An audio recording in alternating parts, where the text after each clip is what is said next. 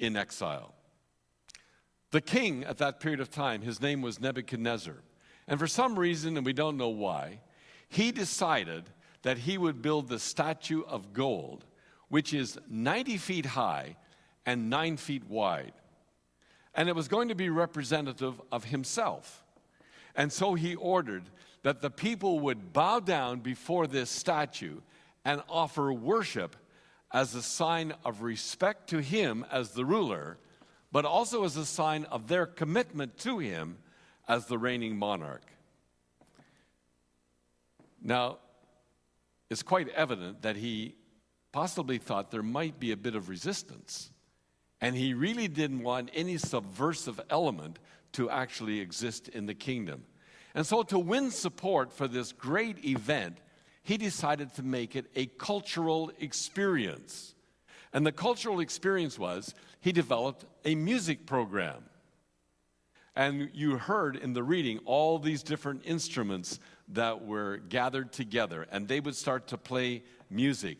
And at the sound of this music, that was the key that everyone would bow down and they would offer their homage to this statue, and in effect, offering their homage to the king, recognizing that there is no one like him.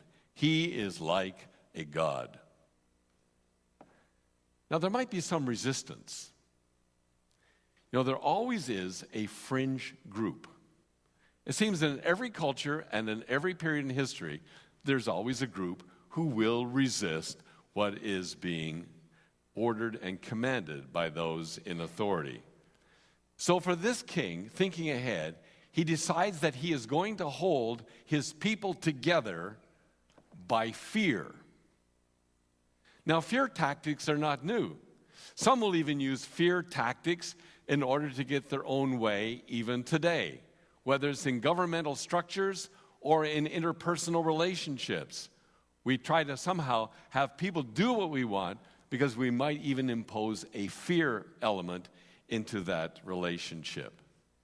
And so one of the things we need to understand is that these three men, Shadrach, Meshach, and Abednego, they are facing a decision.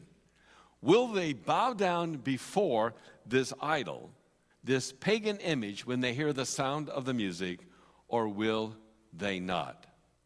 And so what we discover is that they had to look at the courage of their own convictions.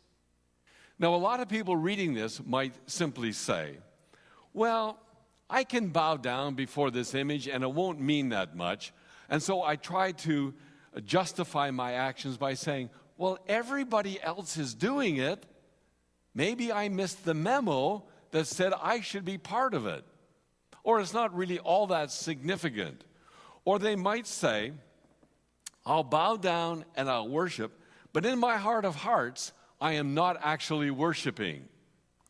Or, let's face it, it's not that important a deal because God can still use me in my administrative role in this government. Those could have been acts of justification. But they made a decision, and the decision was, we will not bow down. And so the king hears about it and really wants to give them a second chance. So the first thing the king says to them is this: is it true that you do not serve my gods and you do not worship the golden statue? If you fall down and worship the statue that I have made, well and good. So the king hears that they are not doing what he has commanded, but he wants to give them a second chance. So he must like them. They must be doing a good job. But the second chance is this: but if you do not worship, you will be thrown immediately into the fire. The furnace of blazing fire. And then he asks this question: and who is the God that will deliver you out of my hands? Who is the God that will deliver you out of my hands? They're given a second chance. Probably most people would not be given a second chance. But they refused. There's no compromise. There is no pleading. These men choose to act on their beliefs and leave the results to God. This is why it is so important as we look at decisions that we have to make. Am I willing to leave the results to God? And this is what they say to the king. If we are thrown into the blazing furnace, the God we serve is able to deliver us. If we are thrown into the blazing furnace, the God we serve is able to deliver us. But then there are 5 words that are so significant in their response. And here are the 5. Even if he does not, we will not serve your gods or worship the image of gold that you have set up. With those 5 words, even if he does not, they could face absolutely anything that the king could throw at them. You see, their faith, their trust, their commitment to Almighty God was not dependent upon God delivering them, but it was based upon the knowledge that God would care for them even through the fire and beyond whatever that might be. They knew that their lives were in the hands of God. They had made a decision. We will not worship any other God regardless. You see, I think those 5 words, even if he does not, are words of ultimate trust and surrender. That's what it means to surrender your life into the hands of God, that you will trust him with whatever life is actually going to throw at you. So we're not in a fiery furnace this morning, but sometimes it feels like we're being dangled over the heat. Sometimes we have situations in our own life that feel like we are in a furnace and we are facing the fire. So what are the challenges that you are facing? What are the issues that require courage on your part? Are there situations where you are being called upon to compromise your beliefs and your values? What are the pressures that we all face to conform to the culture of our day? Sometimes we think it's only young people who are going to face all kinds of pressures. And you will face them as you go back to school this coming week. But we face it every single day as well, in our places of employment, in our places of recreation, in the values that we hold to. What are we going to do? Will we conform to the pressure of our culture? When people say, everyone is doing it, or you don't want to be left out and appear to be weird, or rather different. And sometimes when we stand up for what we believe with the courage of our convictions, we ask this question, am I all alone? Is it possible that God has even abandoned me? These men had this courage and this courageous assurance that God was with them, and ultimately their lives were in God's hand. They trusted God, and God could do one of 2 things. God could intervene, and somehow they wouldn't be put into the fire, or they would be put into the fire, and God would give them the strength to endure. That's why I love these words from Romans chapter 8. If we live unto the Lord. And if we die unto the Lord.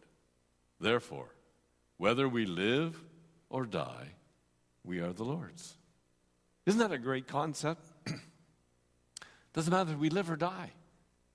We belong to God. We are his.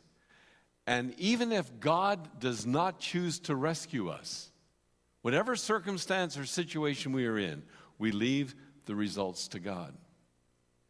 It's interesting, there are a lot of people who will say this, God, if you will do this for me, then I will do that for you. Do you ever notice yourself bargaining even when you pray? God, if you do this for me, then I will do that to you.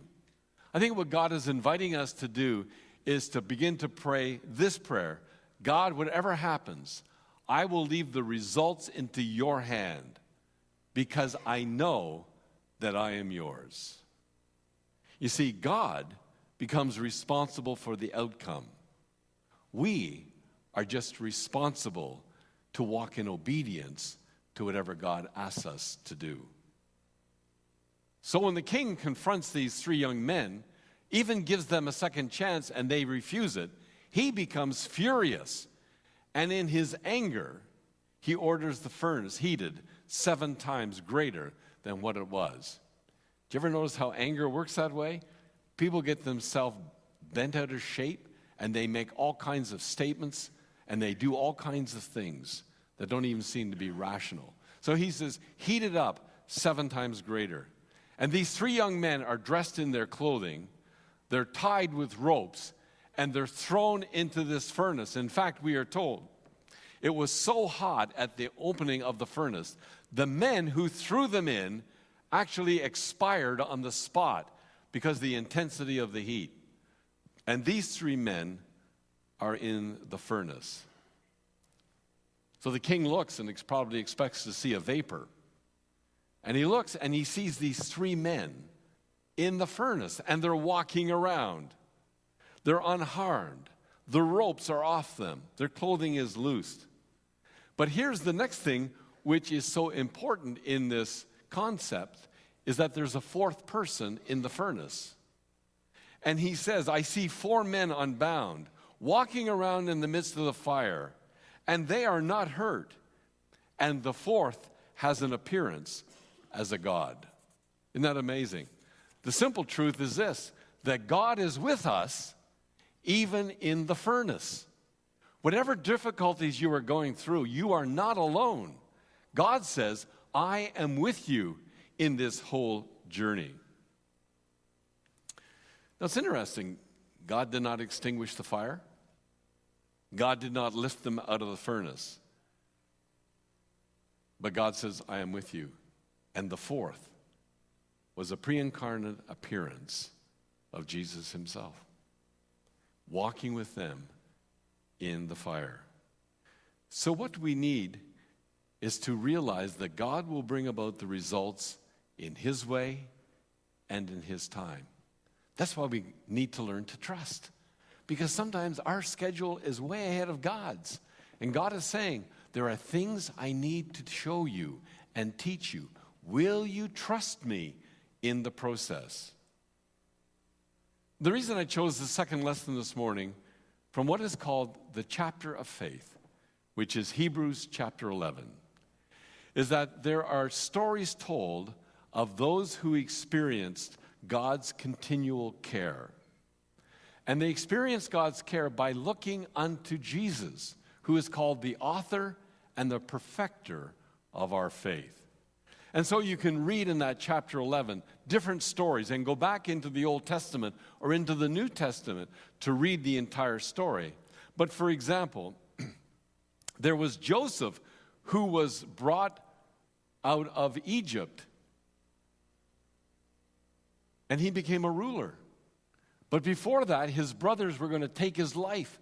They sold him as a slave. He went to prison. And eventually he rose to the second in command, saving the nation. And God worked through a journey of years as Joseph faced the furnace. Or we read about the Jews. After Joseph, the ruler forgot about the Israelites.